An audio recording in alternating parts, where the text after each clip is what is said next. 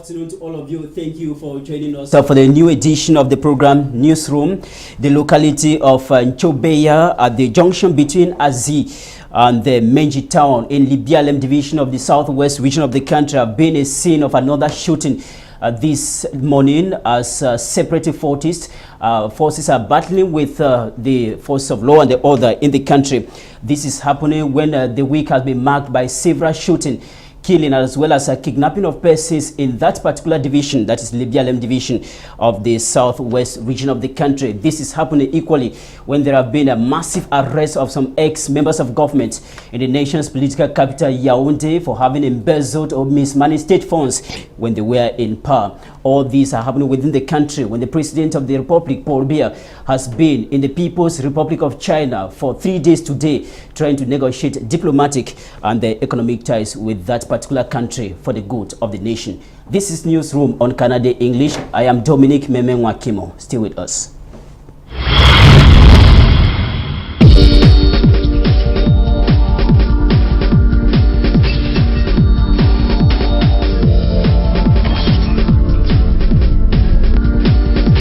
We bring to you our top stories that will be making news in this edition of the program Newsroom. We shall be talking about Libialem division, like I earlier mentioned. It has been a scene of tension throughout this week, and a lot of questions have been asked. Why Libialem division this time around? In this edition of the program Newsroom, we shall be examining what is causing trouble in Libialem division. There have been a series of kidnapping, arrests. This is happening when several military men have been deployed in that particular locality. Why are the separatists succeeding in the presence of military men? We shall be examining that, and I will equally mention to you that the president of the country is out of the president of Cameroon is equally out of the country, trying to negotiate a diplomatic and economic relations with the People's Republic of China. Meantime, in the nation's political capital, Yaoundé, it has not been an easy week this week, as several ex-members of government continue to get into the gates of the Kondenge Maximum Prison to answer questions of having mismanaged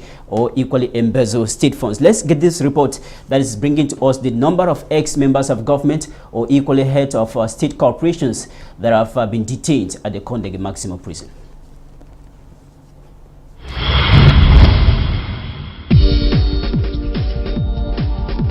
Cameroon's ex-Minister of Water and Energy bundled in the Federal Republic of Nigeria and delivered into the inner circle of the Kondenge Maximum Prison in Yaoundé. Basil Atanganakuna's arrest on World Water Day, some pundits thinks, speaks well of a man that failed to make available potable water for all Cameroonians as a Minister of Water and Energy. Next, Robert Nkili, former Minister of Transport, this time could not avoid the big hawk that haunts embezzlers. The one-time Minister of Labour and Social Security, flushed out of the government since 2015, would need to answer questions on how he used state funds while in power.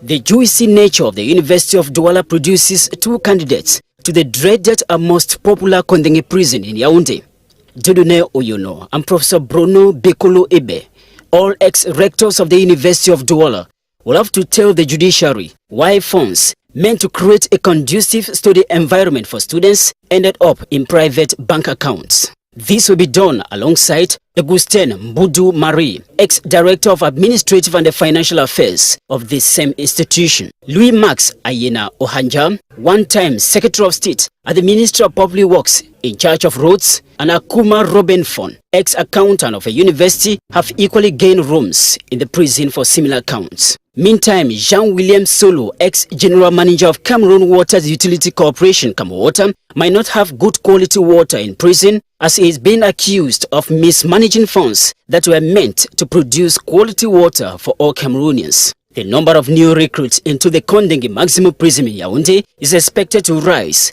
as several other high personalities have been spending hours at the Special Criminal Court in Yaoundé, explaining how patriotic they were to state funds while in power.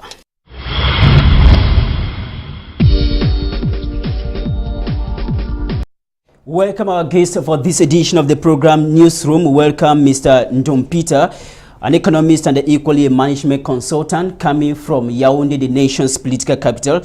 Good morning, sir, and thank you for accepting our invitation. Good morning, Meme. Good morning, viewers. the honor is mine.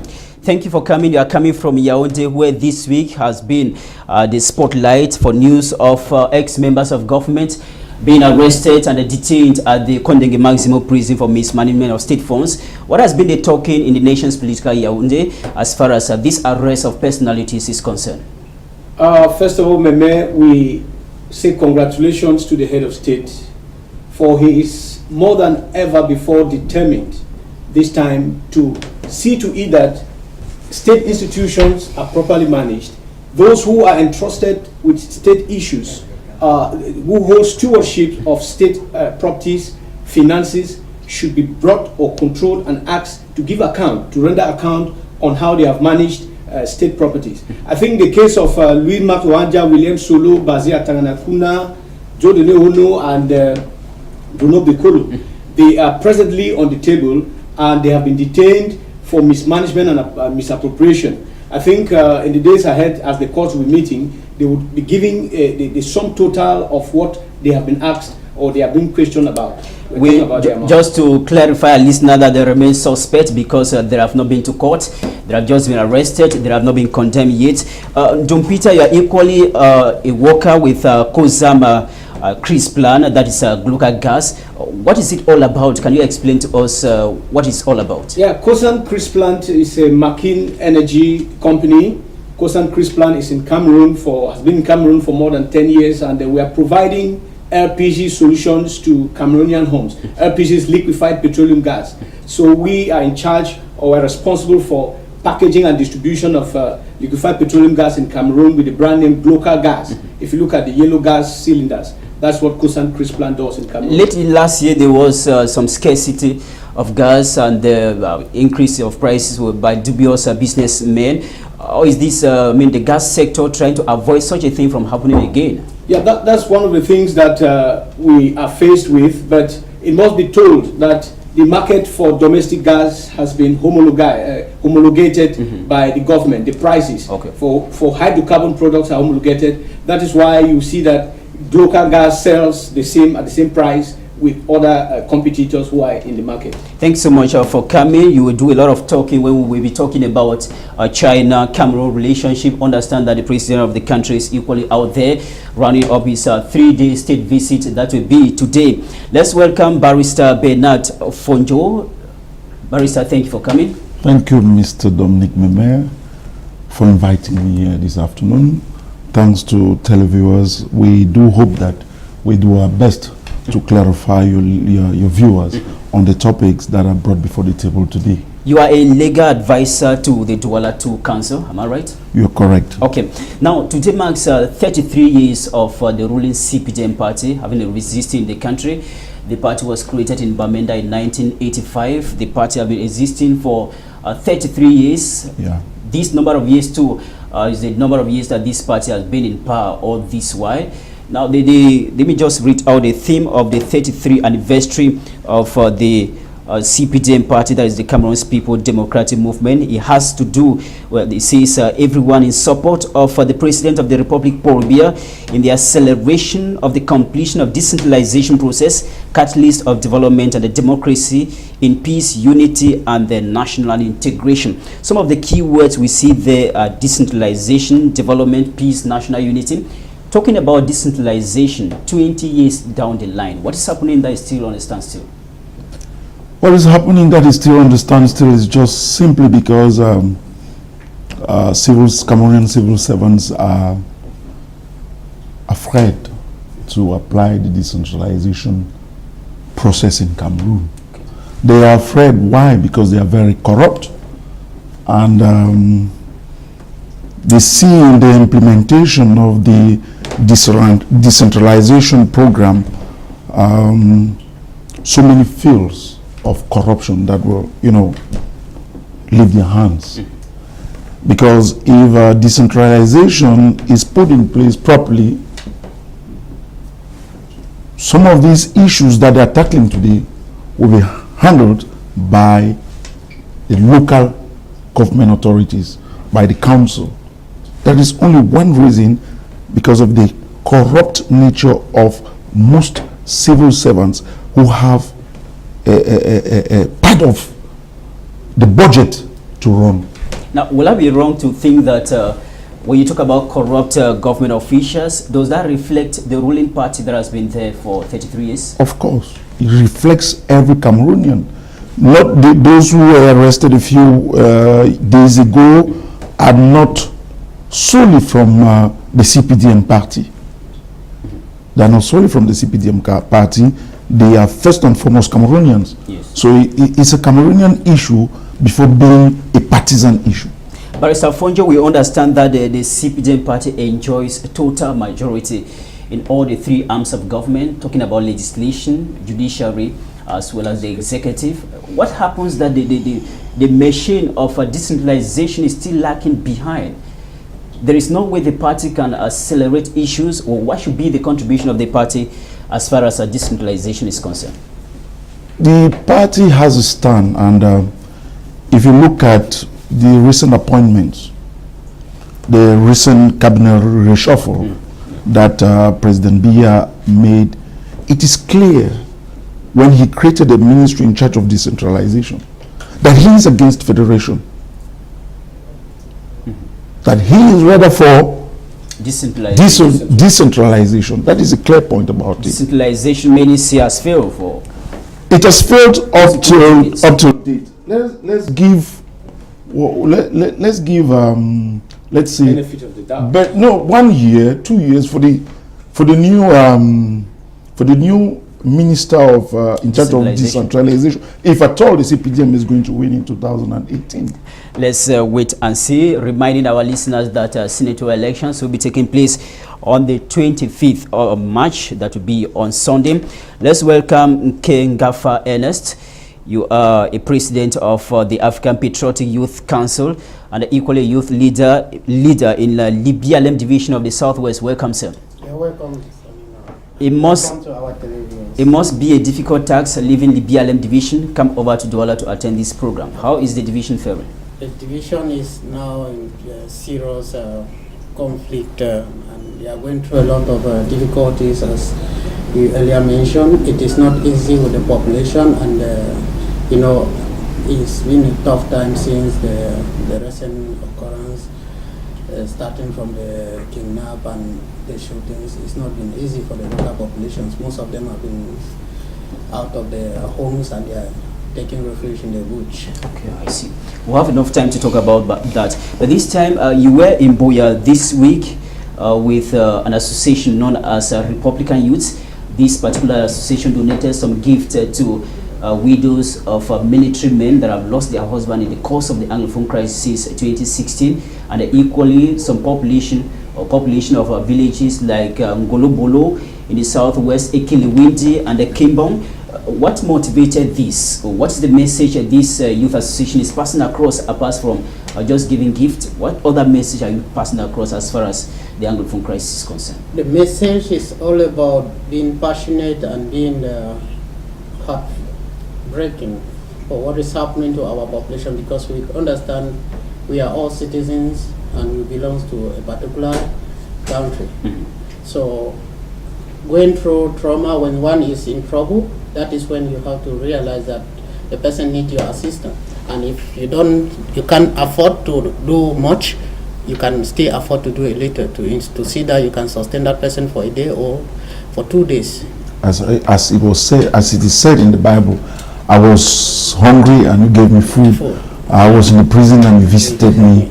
I mean, so these are the things that the messages that we're trying to pass out, and to see that at least we feel with our people that they are suffering, and some of them have been out of country for refuge, some are still there, some are in the bushes, and this is the right time they need our assistance. So if we can assist them now, when do you think you can assist them? That will mean something to them. Good initiative there. We'll find out from you in the course of the program what the Youth Association is proposing to end the crisis completely, so that people should be in their homes. Let's get what the newspapers have been writing about this week. They have been writing about several other topics that cut across the country and equally the entire African continent. Let's get what the papers have been writing about with Morinti.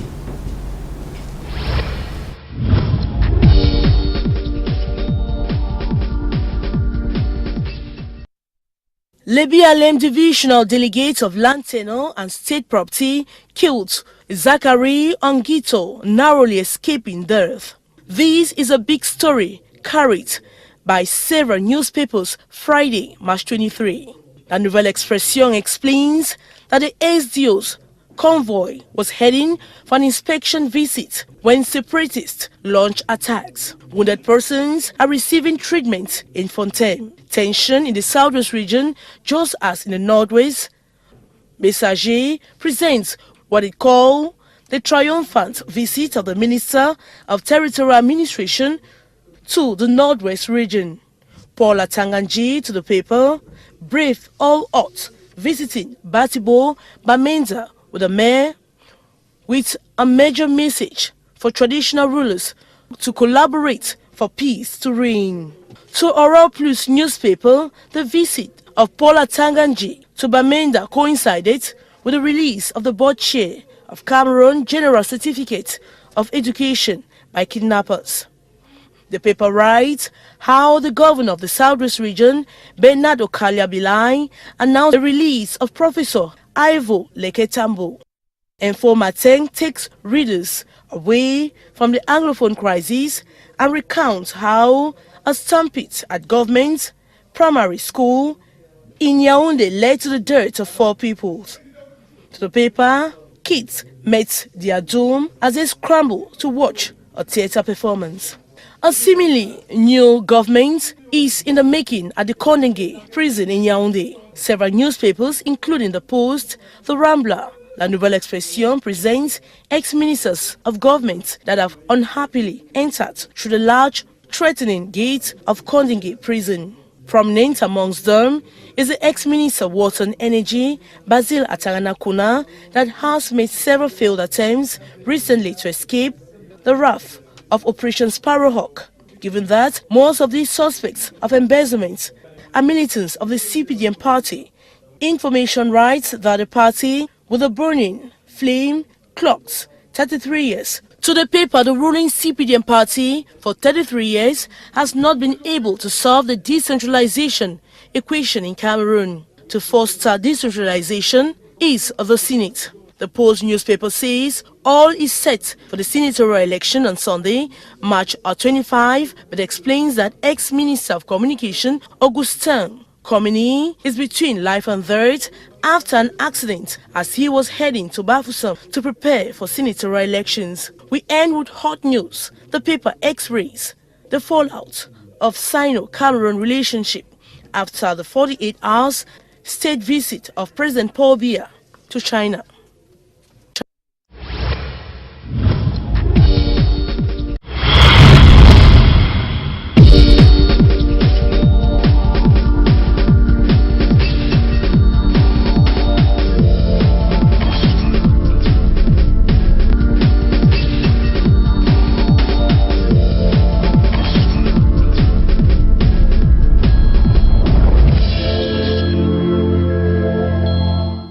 Thank you very much, Maureen D, for keeping the package of what newspapers have been writing about this week. As you just listened there from the press review, the major information that newspapers have been treating in Cameroon this week concern the shooting and the several atrocities that we have been getting from Libialem division in the southwest region of the country. We are lucky to have someone that is coming from Libialem division. We are thinking about King Gafak Ernest. Thank you once again for coming. You just listened to the press review there. What is the actual situation over there now in Libialem division after all what has been happening, the arrest, the kidnapping and the killings?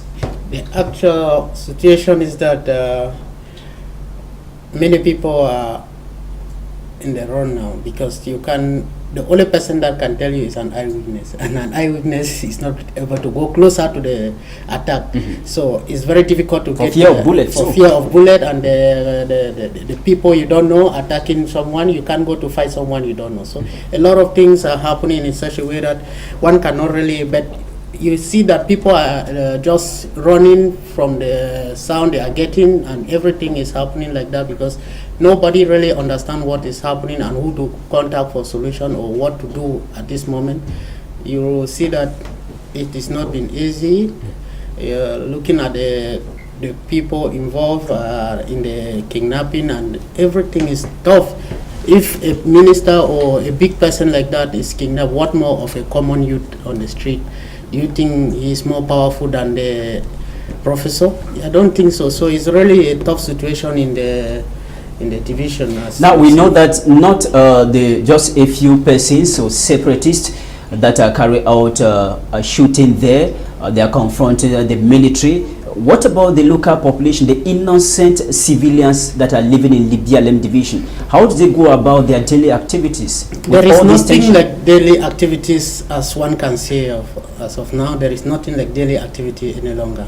Many people have left their homes and they are in the bushes for hiding, and the situation is just rampant. So you can't really say nobody is going. You don't even have where to go and hide, and you talk about daily activities. It's impossible to talk about daily activities in the BLM. Therefore, we're saying that shops do not open, financial institutions, activities have been grounded. Nothing at all. Activities have been grounded. Nothing. Everywhere is just not in control of anyone. Barrister Fonjo, maybe equally from that particular division. Yes, of course. Though you reside in Douala, you have been getting a lot of news of what is happening there.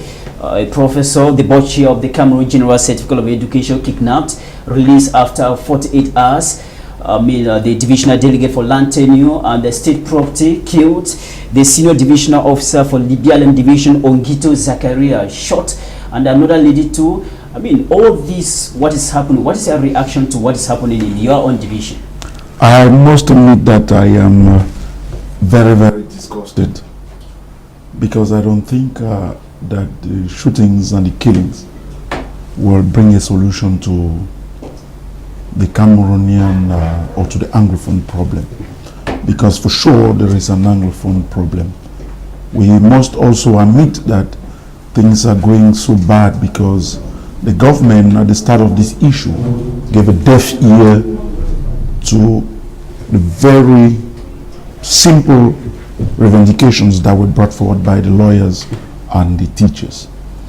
The fact that they gave a deaf ear to these to these complaints radicalized most of the guys, and that is what we're having today as the results of what the government wanted.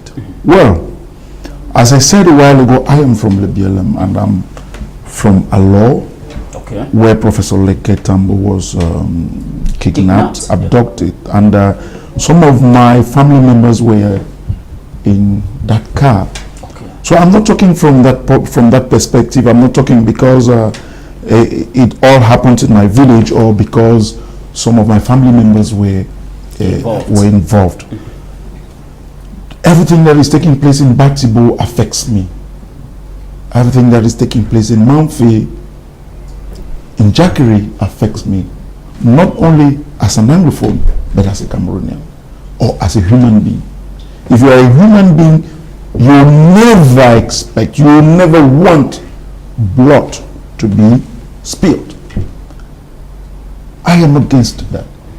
That is why I am against, for example, the fact that military men are sent to the bushes to shoot, kill, loot.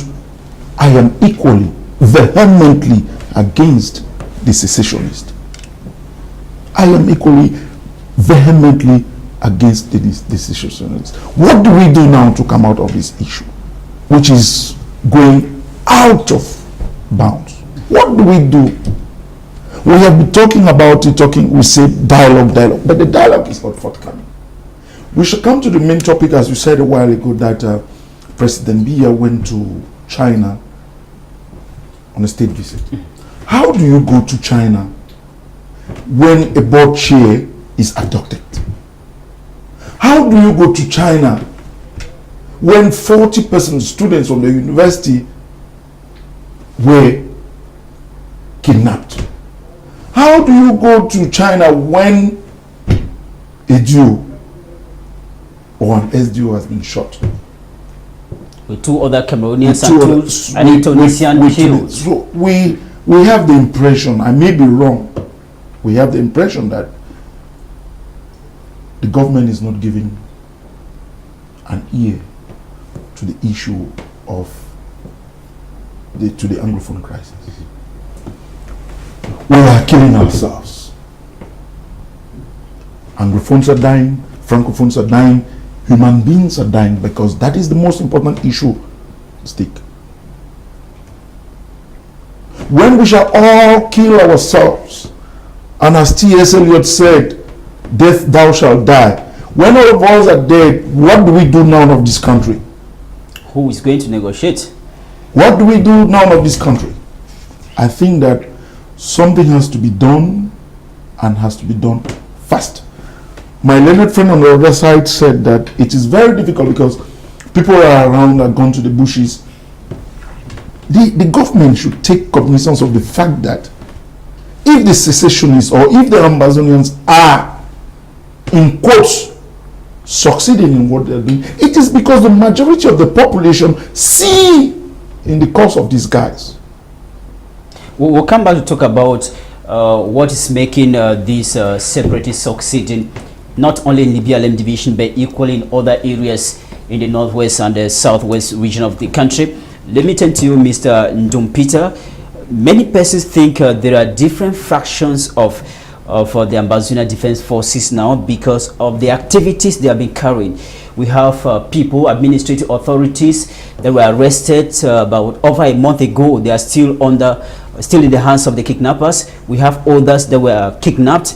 They have been released. We have others that are kidnapped and they are killed. We have the divisional officer for Batibo, Joseph Namata Diten, that was kidnapped since on the 11th of February. He is still in the hands of kidnapper. We have Animbon Aaron Young, the Northwest Regional Delegate of Social Affairs, still in the hands of kidnappers. What explains the different reaction the separatists are giving to different persons that are kidnapped?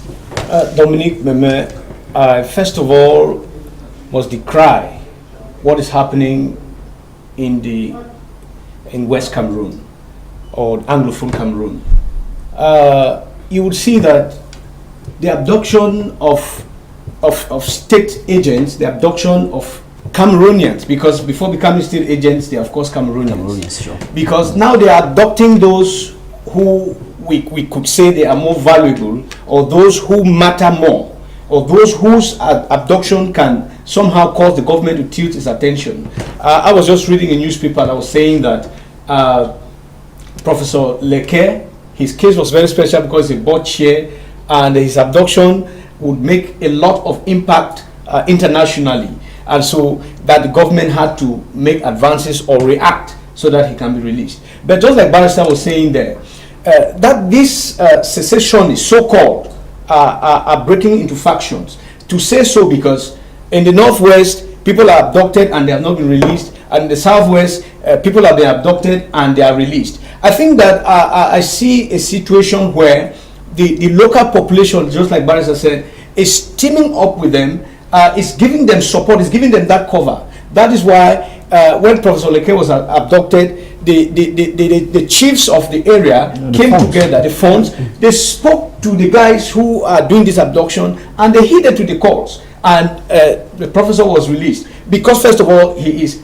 a son of that area, and it is also said that Professor Leke is very benevolent, is somebody who is very close to the people, is somebody who hears or hears them when they cry. He comes to their aid from time to time to make small even scholarships to people of the area. That is why they saw that he is not really, he shouldn't really be a target. In fact, some of those who kidnapped him were his students. Yes, it is told that. It is told that some of those guys he was himself, some of those who were part of that abduction, they are students that Professor Leke had taught, and so they had that pinch, they had that crunch on them to like, this is of course our lecturer.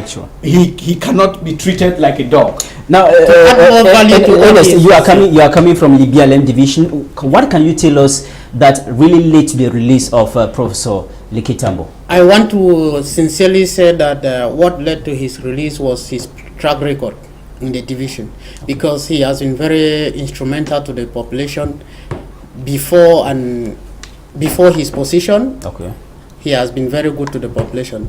So when a situation like that happens, you look at something will happen to A and A will be set free, to B and B will be. Are you therefore stopped. inferring that the separatists are arresting maybe wicked elites of their various localities, elites that have not been closer to the People that people? I want to believe that they are like acting to stop people that do not abide with them, or people that have caused them a lot of pain.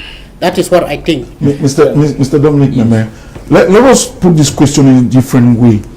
If, for example, Professor Leket Tambo was kidnapped in the Northwest province, in the Northwest region, Yes. is there a possibility that he would have been released? I don't see that possibility, because the people there would have been judging him based on his input to the division or his output. So looking at what he has done into that place that he might have been kidnapped, it does not give possibility for his release, because I think that he has been released based on his track record. He's been a good man to the people. He has contributed much educationally in that locality. So because he comes from there. Yeah. Now that he has been released, what can you say is the role of the traditional leaders to his release? In the traditional rulers in the Libya Lem division? Their role has been instrumental, as well as the local population, because you want to understand that even the traditional rulers, some are not free.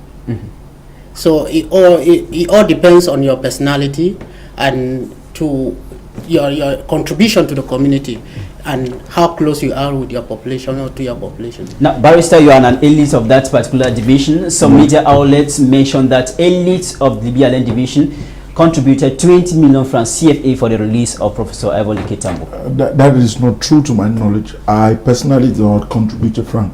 I was not even contacted.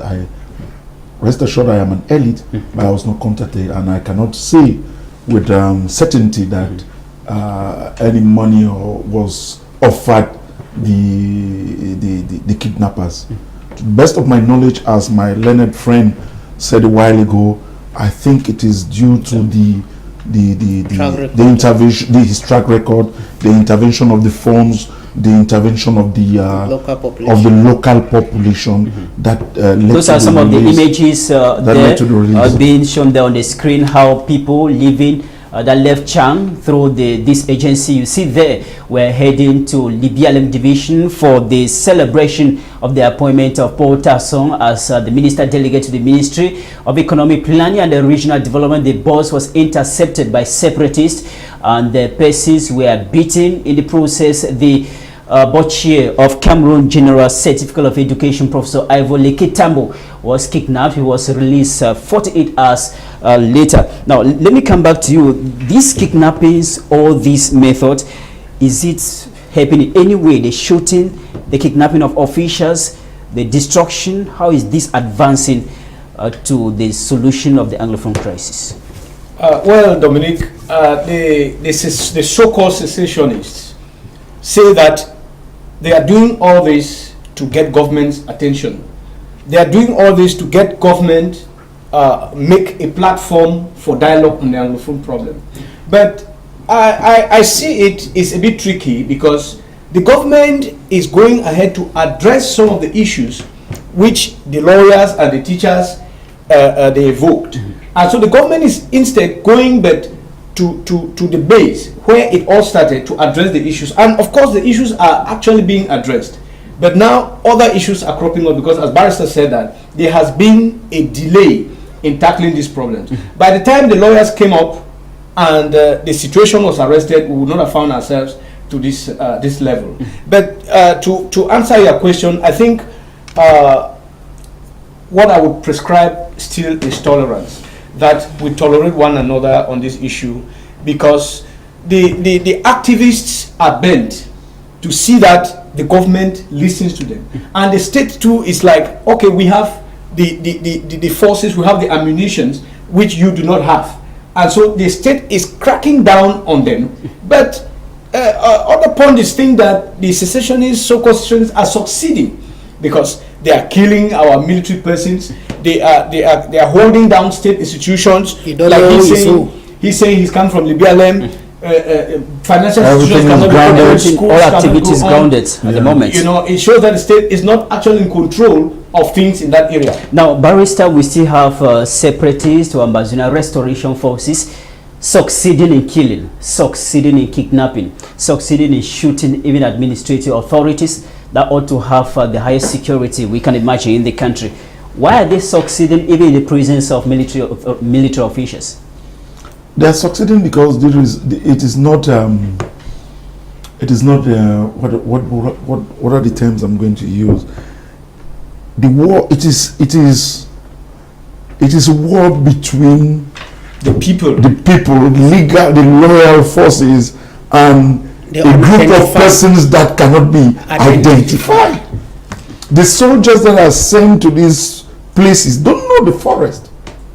And the government delegate for the Bamenda City Council said something very pertinent when Minister Betty Somo was installing one of the generals or commander-in-chiefs That were newly appointed. that were newly appointed. He said something very pertinent. He said, Mr. Minister, will you make it possible for those military men that you send here to be able to speak English?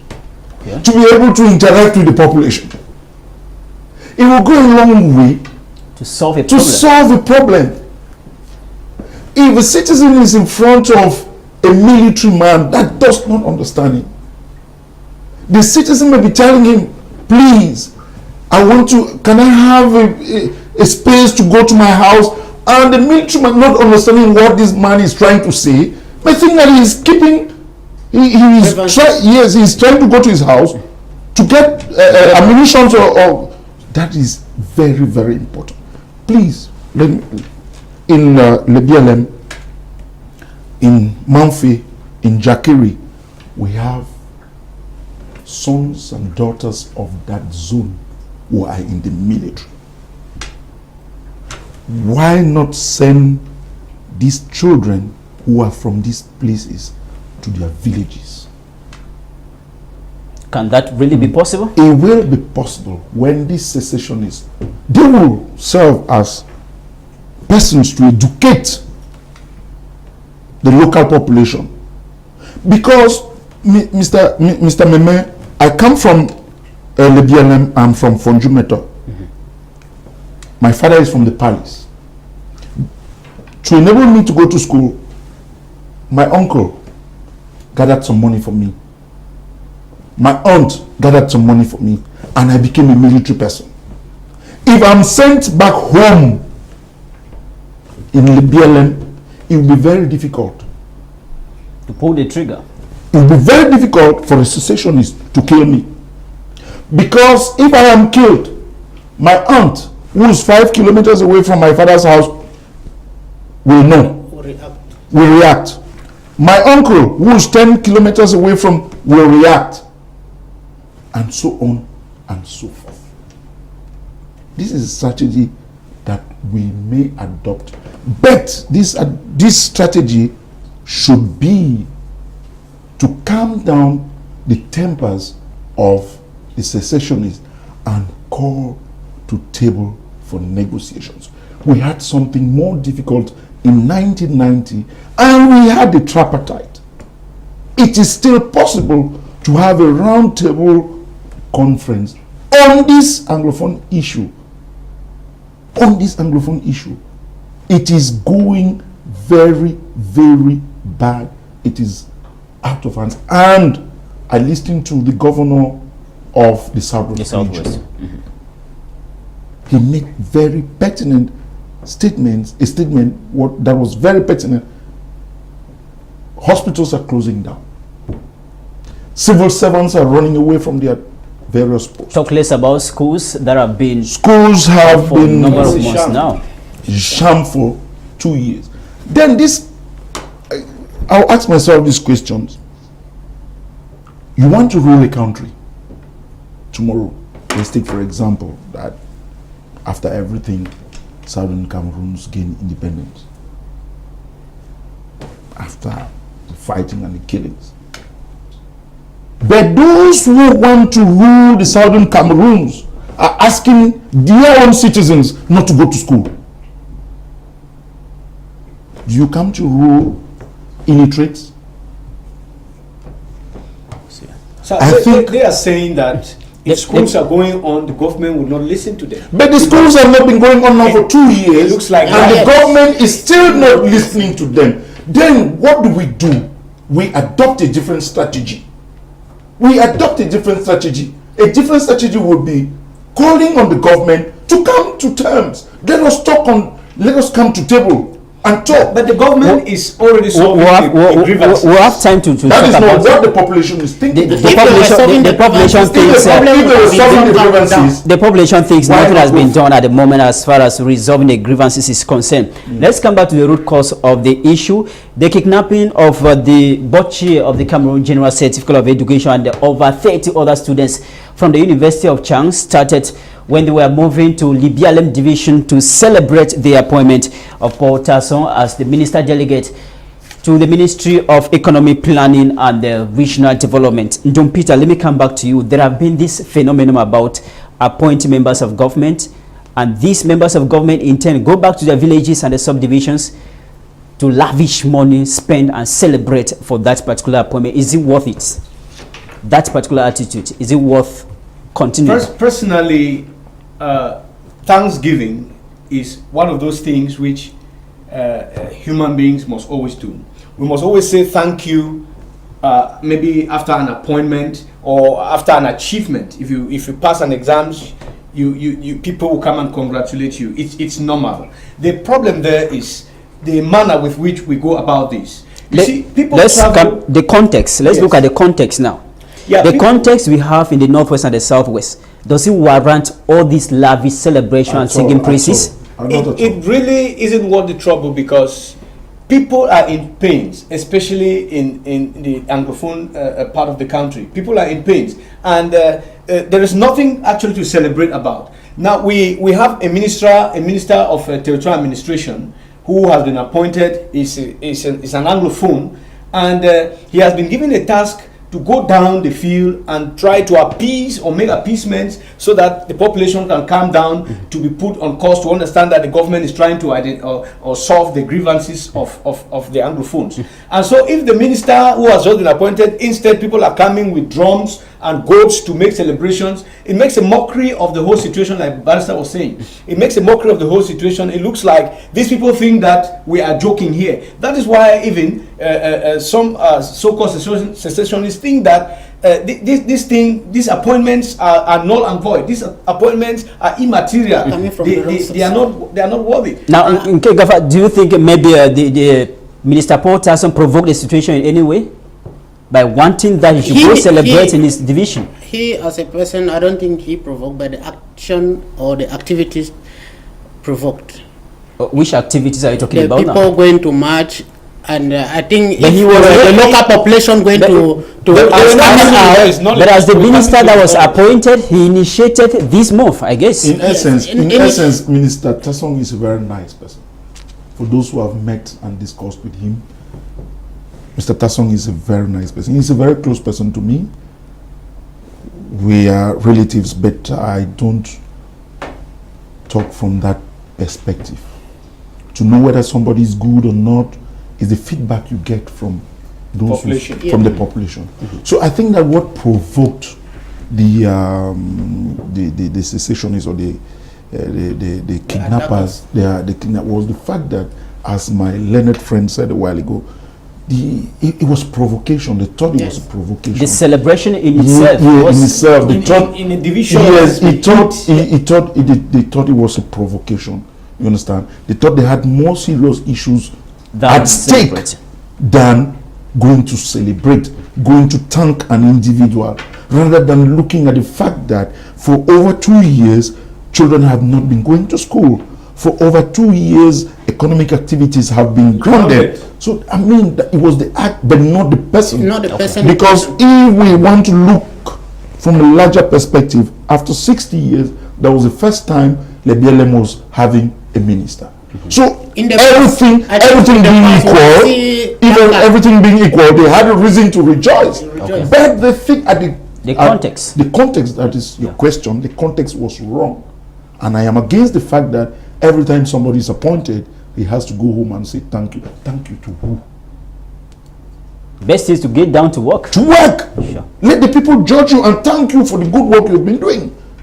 But I still believe someone can go home to thank the people if they elected him to a position. But this one was an appointment. The people did not. Yes, so, it was. We equally. I really believe he is a good man in person, but the action that and the population, the people coming to take participation in, you sit in your house, you see strange people on the street marching. So some kind would have provoked situations. I really wonder if the head of state himself, whom all these things are organized for, whether he really appreciates. He doesn't. I don't think he really appreciates all this. Because what he wants is that the ministers should get to work. Go and do the work that I've appointed you to do. Not to go and gather people and send praises and all of that. A while ago we talked about... The president did not appreciate my learned colleague, my learned friend. If the president did not appreciate, he would not have responded to when he said appel au peuple and he said, je vous ai compris. It means that he appreciates it. Yeah, because when they mean like that, motions of support are being sent to the... He has never said that I don't need those motions of support, you should go down to work. He has never said so. Rather, when there was what they call appel du peuple, he said, je vous ai compris et je vais me représenter comme candidat. Remember, we are talking a while ago, we were talking about several ex-members of government that have been taken to Kondenge for investment of state funds. Perhaps that is where it starts, because a huge sum of money used in celebrating the appointment of members of government, they are not accounted for. Let me find out from you. The over 30 students of the University of Chang were equally kidnapped alongside the board chair of the GC board. We learned about the release of Professor Ivor Likitambo. What has been the talking in Libya LM division as far as these over 30 students of the University of Chang is concerned? I don't think the 30 students were being taken along. They were just like asked to go back to where they are coming from. They were vandalized. Yes, they were vandalized and asked to go back to where they are coming from, since that was not their target. Their target is to disrupt the occasion that was taking place, and to see how they can make themselves make their voices heard. But also, actually, it is not easy. It's not easy for the local population as well, because when the military are coming, it's very hard to identify who caused the problem and who is free from the problem. There will be civilian casualties. Casualties, innocent ones. So it's very, we are pleading upon the government that they should send people, the elite, that people, the local population will listen to appease them, to negotiate with them, and at least that will be a way forward to solving this problem. The government has done things like that, especially in the northwest. They have sent who approved the person sending areas, because the population approved somebody that come and speak to us. That population will be willing to listen to you. Now let me ask you a simple question. Can the population of Libya LM division listen to Professor Likitambo today? If they had not listened to him, they would not have released him. So you advise he should be sent back there to talk to the people? Perhaps. That would be great. You agree? You are an analyst from Libya LM division. Prof can talk. Now the people are going to listen. Given that he has been taken for 48 hours, released, which means even the separatists, they recognize his worth. No individual can solve this issue individually. As I said, everything has to be done collectively, and it has to start from Yaoundé, and all the other zones will follow suit. The issue is bigger than a man. The issue is bigger than Professor Likitambo. With all due respect that I have for him, this issue is bigger than him. This issue is bigger than the minister Tanganji. This issue is bigger than the if we go back to the Bible, we have seen cases where an individual, God bless an individual and they leads a whole nation. That is the Bible. He has a fraud. Professor Ivor Likitambo can do wonders. He as can far immediate, as given that he has stayed with these separatists for 48 hours. Perhaps the discourse, he understands the problem. Maybe the he can talk to Yaoundé and they talk to the population. Don't you think and do something? Well, he can contribute. He can contribute. Maybe they were telling him that the next time he is called, he will be killed. So What are we saying? We hope that Cam is going to return. We keep informing our listeners or those that are watching us now that this morning there was heavy shooting still in Libialem division in a junction that links Azzi village and the Meiji, the road leading towards Chang. Let me find out from you maybe the last question before we get to the next topic. What has been the movement of personnel now in Libialem division, most especially from Meiji moving towards Chang? Chang from Meiji is very impossible now to cross that particular junction, Chobenyai, because that is where most of the attack is taking place. And so people coming from Manfe, you can enter, but to go to Chang is difficult. People coming from Chang, so a lot of people have been stuck from entering and from going out. So it's really a tough situation on the ground. There was dialogue, therefore. Yes. Let us come to terms. There was dialogue. So, Mr. Dominic, They say dialogue is a process. Dialogue is a process which is ongoing. It's a process that everyone is seeing the process workable. If the process is ongoing and it is workable, people will abide to it.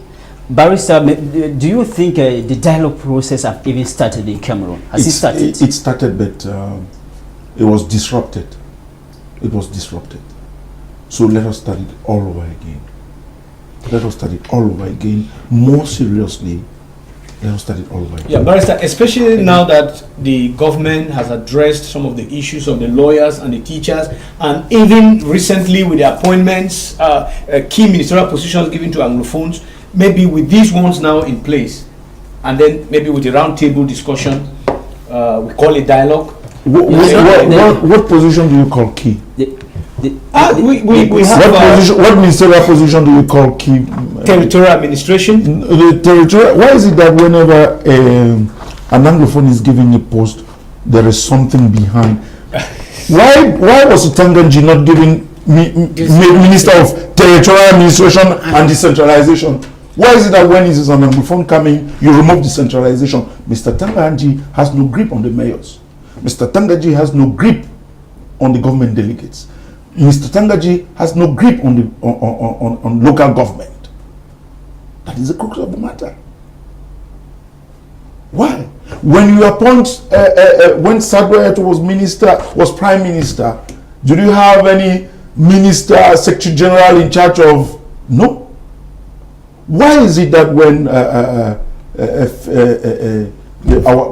Philemon Young, he is prime minister, but under him, what do you have?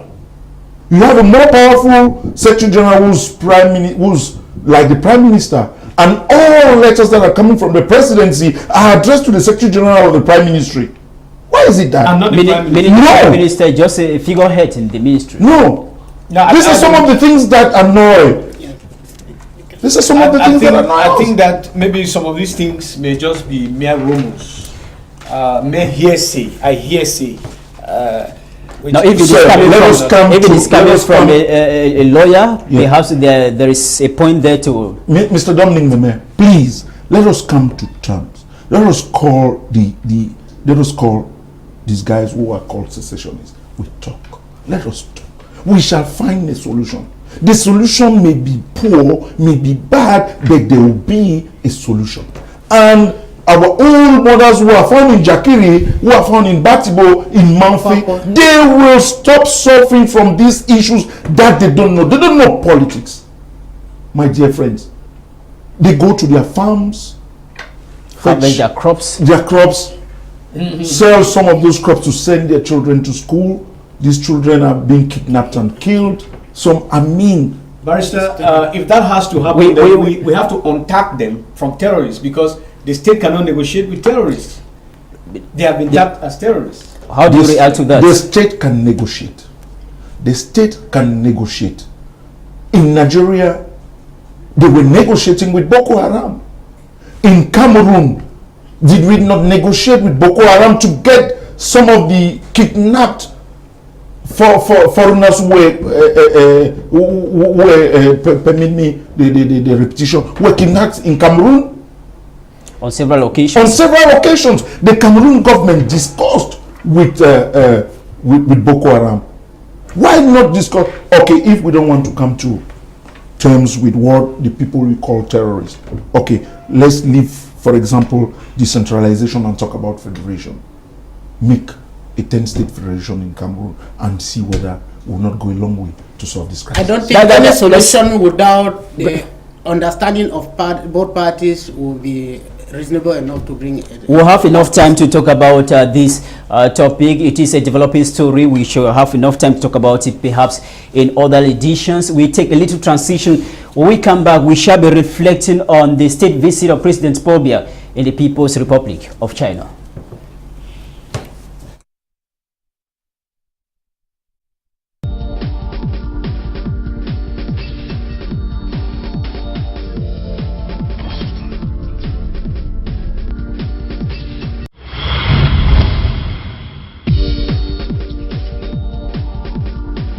Thank you for staying with us. We are talking about China-Cameroon relationship. What perspective? That is our second topic for debate this afternoon. We know that China has been in a total diplomatic and economic relationship with the Cameroon, with the Republic of Cameroon since 1972. China has been very instrumental in some key activities taking place in the country, most especially the construction of infrastructure. Cameroon got loan from China to construct the Kribi Deep Sea Port, loan of close to 270 billion francs CFA. It got the money from Exim Bank of China. The country equally got 243 billion francs CFA as loan to construct the Memvele hydroelectricity dam, that is in Nyambizam, and the construction of a gynecological and the pediatric malaria research center in Yaoundé. Several other structures are being carried out by the People's Republic of China in Cameroon. Presently, the president of Cameroon, Paul Biya, is in China. He has been there for 3 days today, trying to negotiate more economic ties and diplomatic ties with the People's Republic of China. Let me start with you, Ndong Peter. You are an economist. When you look at the China-Cameroon relationship, how beneficial it is to Cameroonians? Dominic, we must be able to say on this platform that the close to or more than 3 decades old Sino-Cameroon relations is getting to its climax. With the visit of the head of state to China and the cooperation ties that he's seeking, we think that there is hope in the horizon for this country. For me, I look at it to be one of the best things that will happen to this country in recent times. Cameroon, relating with China economically and otherwise. The first thing is that China will not want to cooperate with a country that is not politically stable, a country which is not economically stable. Cooperations between a superpower, an economic giant like China, will not be able to go. If we have our structural adjustment programs are not well followed up, and we do not succeed to drop the rate of corruption, all these relationships that we are seeking with China may not be possible.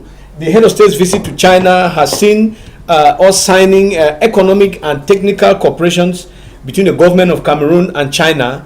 There's also an MOU on human development, which is already in place. There's a protocol agreement on the enforcement of cooperation on infrastructural development between the Ministry of Trade and Cameroon's Ministry of the Economy, Planning and Regional Development. And then there's also a framework agreement between the National Development Commission and the reform of China and the Minipat on capacity building on production, and we call it the transfer of technology from China into Cameroon. And then most powerfully, a concessional loan agreement between the Exim Bank of China and Cameroon for phase 2 of the potable water supply in 9 regions of this country. I think that the relations, the way the head of state is trying to cement, it, will see this country move forward. Now, Barrister, Cameroon drawing towards China, a little bit trying to distance itself from the West. China being a permanent member at the UN Security Council, how would this be beneficial to the country Cameroon? Beneficial to the country Cameroon, my learned friend said it all a while ago, but I want to make a point, a very strong point here, that Chinese who are here in Cameroon are the worst employers. Let us be very, very frank with that. Most of the projects that are carried out in Cameroon by Chinese companies, the workers in those projects are Chinese. And the few Cameroonians who are brought into the project are very badly paid and ill-treated. I will not accept a collaboration from such a country that will not respect the indigents of the country where they are coming to work. Who are supposed to be the principal beneficiaries of such agreements.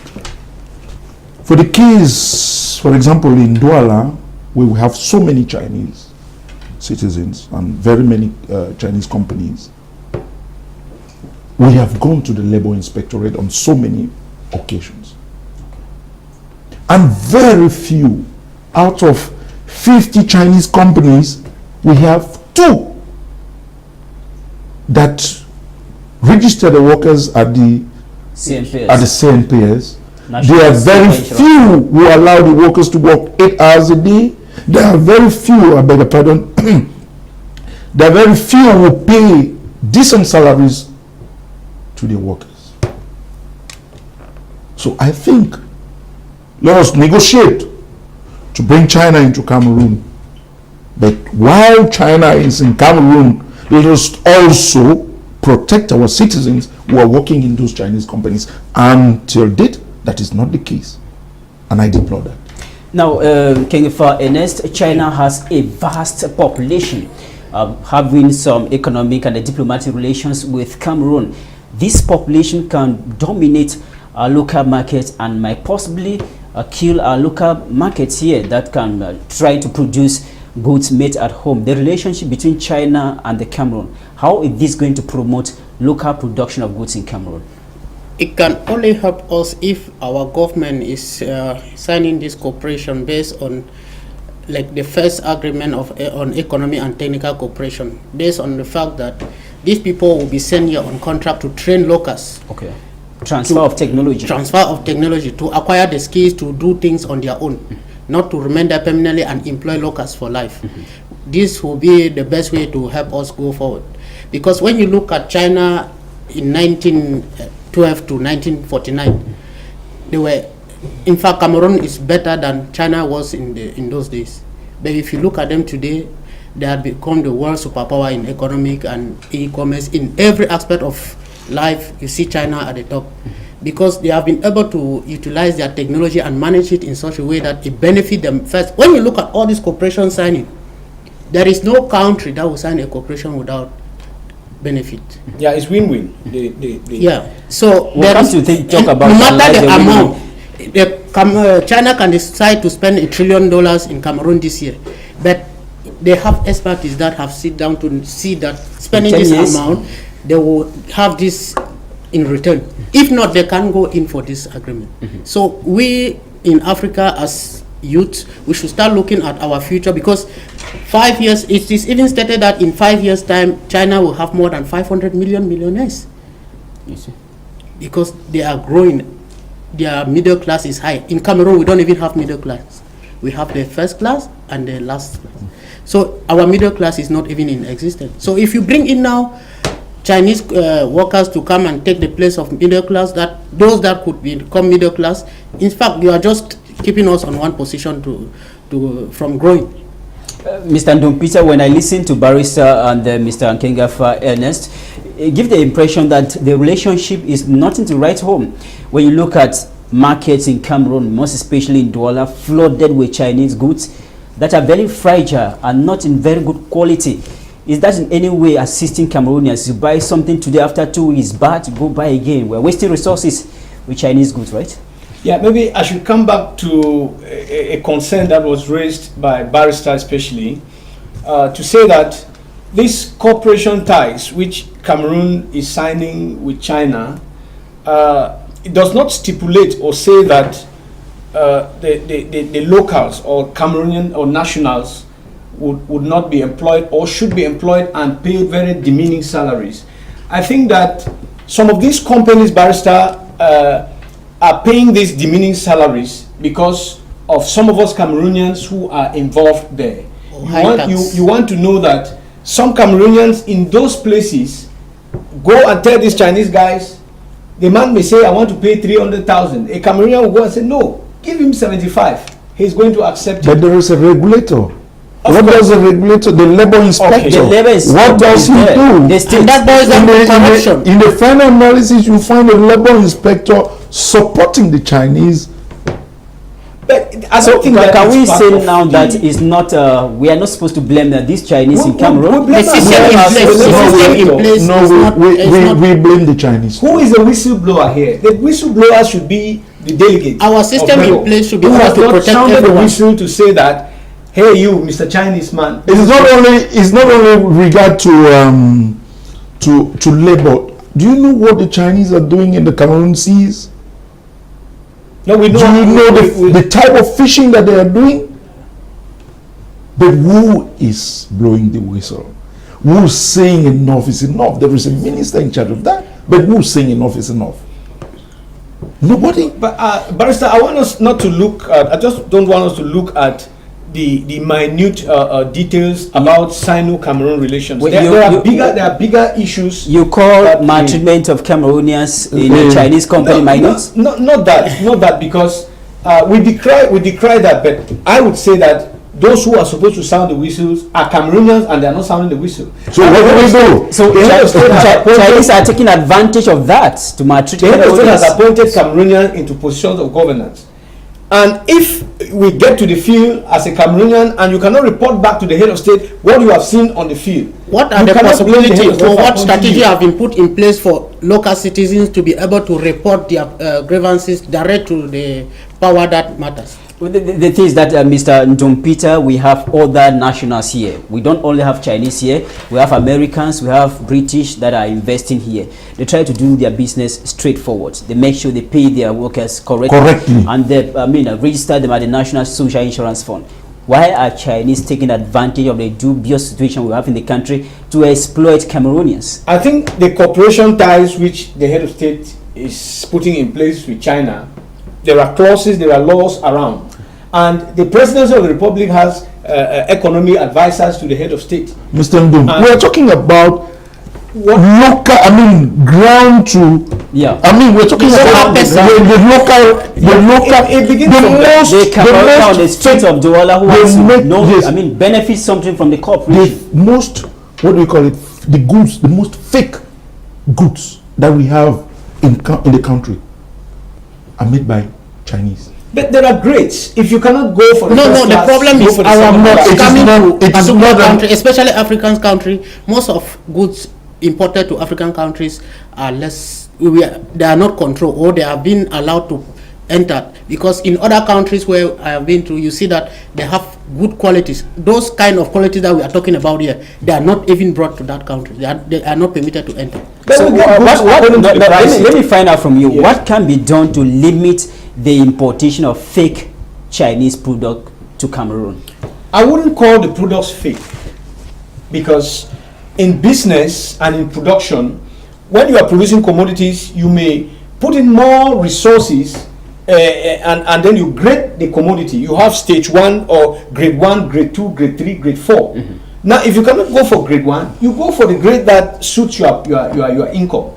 And if we are suggesting here that the worst of those goods are found in Cameroon, then we should also turn around and see that there are some other things from China which are well and they are up and doing. If you look at their technology, we are just looking at one aspect of Chinese cooperation. Look at the technology that China is bringing to Cameroon. If you look at a road that is done by the Chinese, you will appreciate it. Look at the Vuri Bridge. Look at the stadia that China is constructing. You see that they are doing far better and even cheaper, far cheaper than the French would have done. I believe that in this aspect of technology, we still have people that would have constructed, engineers in Africa or in Cameroon that could have come out with the bridge. The problem is there are no system put in place to promote these companies to grow, or private enterprises. There need to be such a cooperation put in place by the government to encourage, because imagine that somebody come out with a construction company today that can come out with such a project. the finances or the measure put in Taxes. place, it will not permit that person to come. It's not that the technology we are talking of, it can only be found in China. Are you Can Mr. also be Mr. found in Dominic, China. Let's get We cannot do Mr. that. Mr. Dominic, Let's man. barrister comment. Learned friends of this program, if I were president of the Republic of Cameroon, I would not deal with China. I would deal with Nigeria.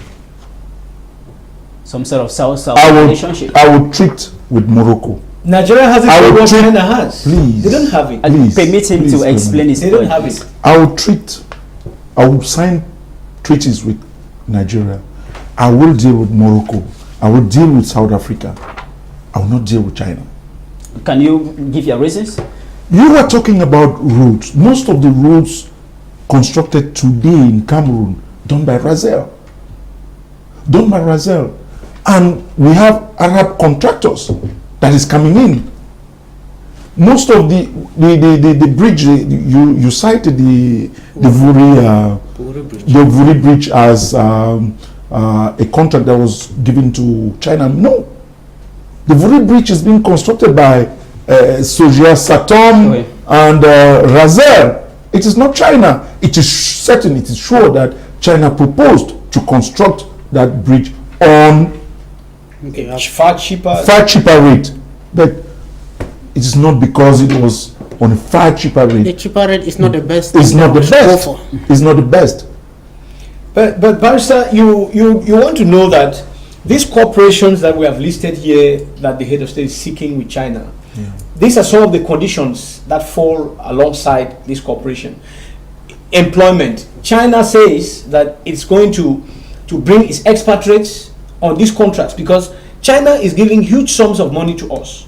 Except we want to say here that we are not interested in the loans. What is No, no. Cameroon giving back to China in return? In return, Of course, we have raw materials which China is coming to exploit. We have minerals that China will exploit for its industries back home. That is why they are giving us this. I said here that they are concessional loans. Loans that if we were to get from elsewhere, we will pay huge sums of money as interest. But China is even giving some interest-free. Billions interest-free. It is not for free the because Cameroon the government. generation to come I will and suffer come for back this to- I will come back to you. I will It's come not back to you. free. It's free at the moment because we see it. Thank you for Ernest. I will come back to you. Allow him to learn. Let's. You see, the issue is that the fear that should be in our minds is that future. we know the state of this country.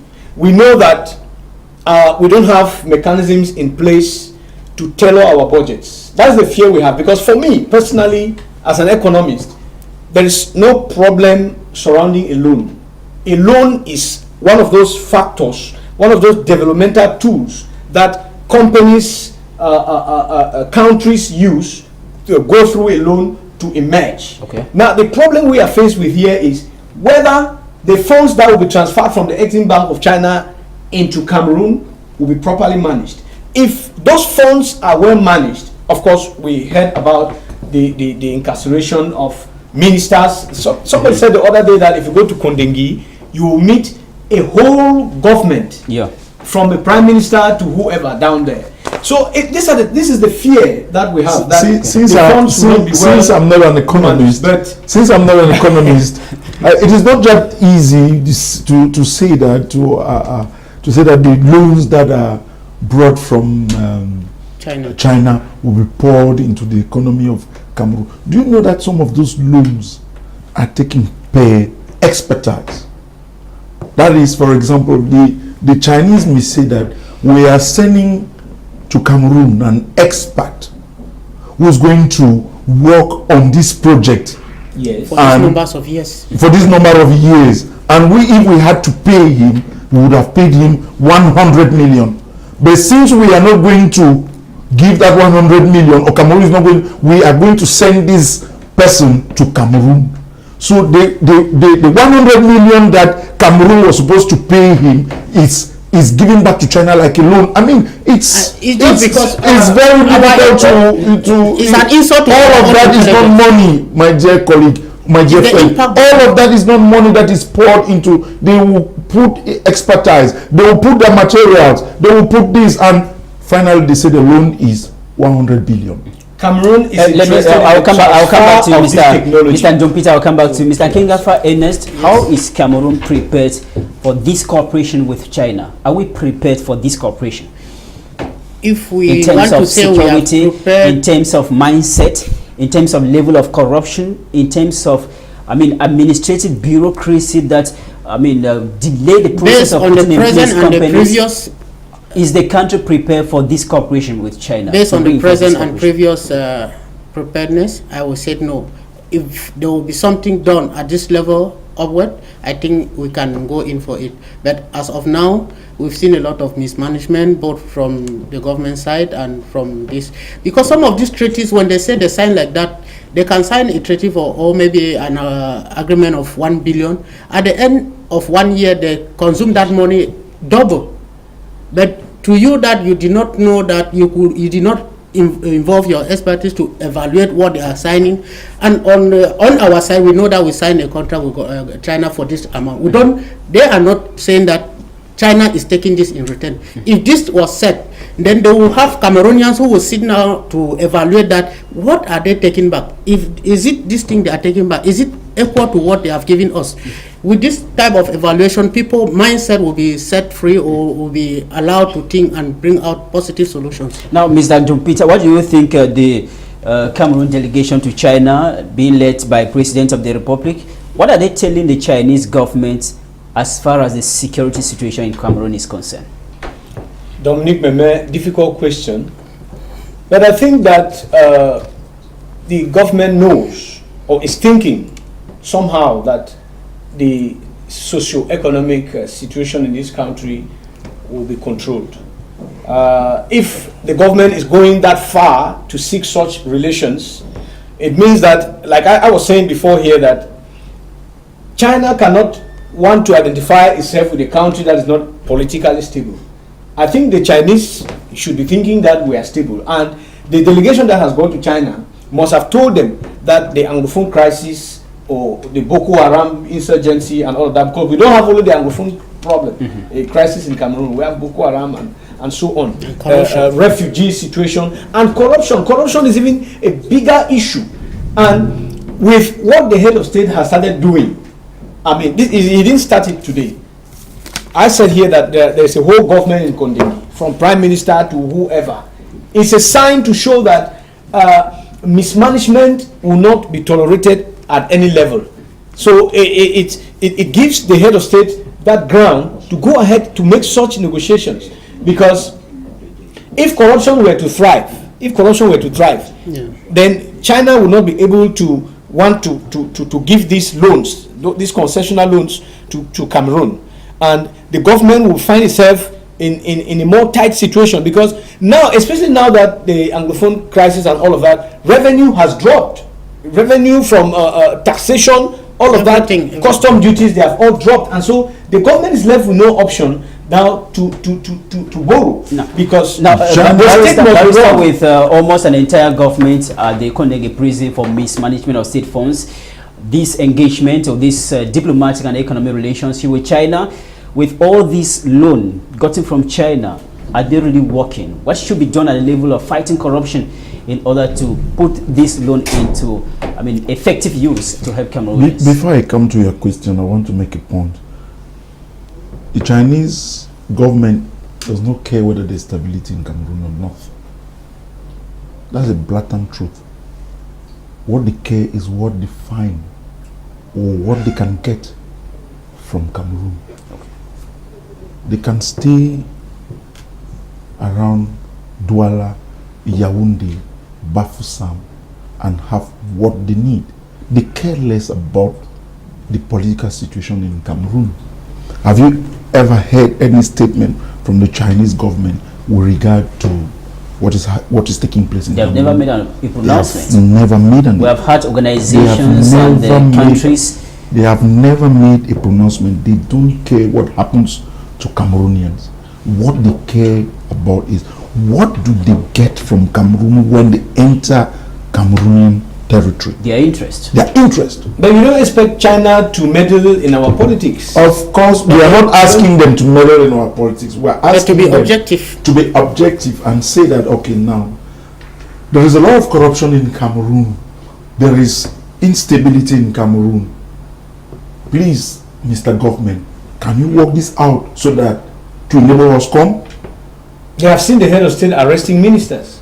But is my learned friend, the arrest of ministers is not A guarantee for. and will never be a guarantee for good governance. It's a deterrent. Perhaps It's they a have. deterrent. And when you say arrest ministers, you know that some of the ministers who have been arrested for political reasons. No, when you talk, Okay, Mr. Njompita, there are others who have been arrested for embezzlement, but rest assured, sir, except we are blind, but there are some ministers who were arrested for political reasons. For political reasons, you talk about arresting ministers to deter others from carry out corrupt activities. Yes. This Operation Sparrowhawk started in 2006. By then, the Prime Minister Ephraim Enoni was there. Now, from 2006 right up to 2018, how do you think this operation has helped to reduce the level of corruption in the country? Of course, we will not say that the level of corruption in this country has not dropped. It has dropped. Even though others will think that's worsened. It may be insignificant, but it has dropped. And it hasn't only dropped insignificantly, maybe. There is now the awareness with the Jodune Masigam's team. There is now the awareness. People are now aware that you are not supposed to be corrupt. You are not supposed to give bribes. You are not supposed to take bribes. If you are giving, the law, we are talking about the law. There is the law, and then there is what happens. There is the law, and there is what happens. Right. And the place of the state is to put the laws in place, and defaulters of the law are punished. There is the law, and there is what is happening. The state has made it clear, and from 2006 up to now, awareness has been very high. Briefly, we are running out of time. Maybe the last round the table before we close. Nkengefa, Ernest, what should be your last word as far as this relationship between China and the Cameroon is concerned? Your proposal as a solution to ameliorate the cooperation between China and Cameroon? I think corruption should be removed, because when they talk diplomatically, you see it okay. But at the level of implementation, that is where the problem lies. Okay. Diplomatically, you will see that everything in China or in Yaoundé and Cameroon and China is okay. But now we are talking about how this, because all these diplomatic signatures are to favor us, the citizens. Okay. Now, at the end, are we trying to get what our government or the benefit of these signatories? Are they in favor of the local citizens? Are they enjoying this agreements? So this is where we should be looking at, how to get to where the citizen can benefit from this agreement, because everything we do for our citizens. Okay, Mr. Njompita, your last word as far as the cooperation is concerned. Well, I think that it's a giant step towards emergence. Okay. If the head of state was talking about the 2035 vision, I'm sure he had in mind corporations like this. But we should be able to take it right down, like he said, to the common man. But of course, it's happening because the Chinese are making boreholes in communities where we don't have streams, or where the water table is very far down there. With their technology, we are saying that China is coming with the kind of technology that can see Cameroon catapulted to 2035. And the issue of corruption has to stand on the table. The head of state must increase his drive to curb corruption. Like in my company, Kosan Chris Plant in local gas, we have a kind of corruption statement, so that if you are found corrupt in any way, there is zero tolerance on corruption. Those are the things that we should put in place in this country to see that those who are entrusted or given stewardship of government resources, they should be able to manage it and give account. For me, I can even prescribe that we make public, we publish some budgets and publish expenses of some state corporations, so that citizens can see. We should develop develop websites where people from their Android phones and their tablets, they can click and see websites and know how phones are managed, to avoid people just talking in the background without knowing actually what is in place there. Thank you very much, Barrister. Your last words. The relationship, is that going to promote our local industries to grow? No, at all. Or to kill them off? No, at all. The Chinese government has not opened any industry in Cameroon. all what we have as Chinese products are brought from China, already made. Meaning they're hiding their technology. Yes, already made. The dresses that we have, the phones, if at all they have phones, all is brought from China. There's a plan for car assembly, Chinese car assembly. The plan is not Still yet, in the pipeline. It's still in the pipeline, but at the moment there is no industry that is Chinese in Cameroon. There's Huawei technology in Yaoundé. Rather, The head office. are they assembling? They have yes, they assemble phones. They are They more are- than 200 Okay, components. they are assembling. They are not manufacturing. They are assembling. I think what the Chinese are doing is in Cameroon is, they are benefiting a lot. Do you know what the Chinese are doing in our forest? It is horrible. That is why I say, and I am frank on that, if I were president of this republic, I will not treat with China. Maybe that is where we come I am to. clear with that. Thank you so much, Barrister Fonjo, for coming, Bernard Fonjo. Thank you for accepting our invitation and respecting to come and enlighten Cameroonians on key issues affecting our nation. Thank you so much. The pleasure was mine, and fine too. I met my friends, and thank you. I hope we'll meet again. Thank you so much, Mr. Nkengafak Ernest, President of African Patriotic Youth Council from Libialem Division, all the way from Libialem. Thank you so much for coming for the program. You're welcome. Your pleasure is mine. Mr. Dumpita from the nation's political capital, Yaoundé, and economist management consultant. Thank you so much for coming. The pleasure is mine, Dominique. We thank all those who watch us this day for the program. We thank all our technicians and our sound engineers that made it possible for you to get this edition of the program Newsroom on Canal Day English. We invite you to watch a rebroadcast of this program that will be on Sunday, the 25th of March, beginning from midday to 1:30.